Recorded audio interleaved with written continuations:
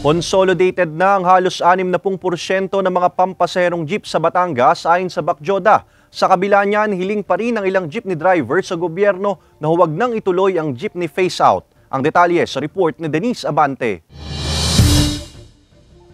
Bilang pagtalima sa Public Utility Vehicle Modernization Program ng gobyerno, ipinakonsolidate na raw ng jeepney operator ni Ruel ang kanyang minamanehong jeep na biyaheng Batangas City Mabini at vice versa. Paraan daw nila ito para patuloy na makabiyahe sakaling dumating ang araw na hindi napapayagang pumasada ang mga tradisyonal na pampasaherong jeepney na hindi consolidated o kasapi ng isang kooperatiba o korporasyon. Sabi ni Ruel, magiging malaking epekto lalo para sa kanilang mga jeepney driver sakaling hindi makakabiyahe. Kawawa ang ating kabuhayan, ang ating mga sasakyang panghanap buhay. Dito naasa mga pamilya namin. Ay sana huwag nang matuloy yung peace out. Ay hindi din makapaghanap buhay nga. Kawawa mga anak.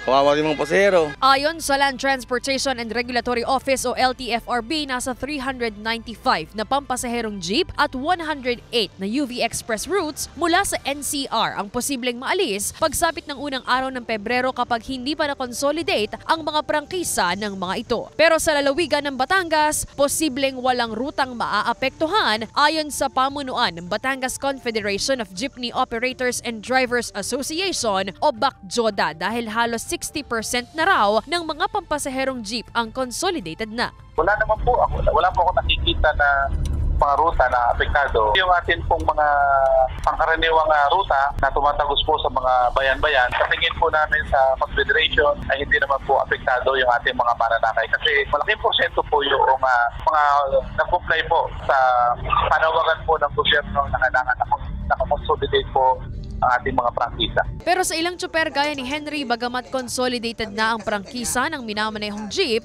tila napapaisip pa rin daw siya sa nais ng gobyerno na PUV Modernization Program. Hiling pa rin nila na hindi na matuloy pa ang napipintong jeepney phase-out.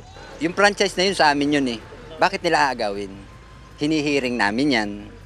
So ngayon ang nangyari, basta na lang namin ibinigay sa kanila, kukunin nila, hindi naman dumadaan sa hearing. Hindi po tayo mapaparehistro kung hindi tayo magko-consolidate.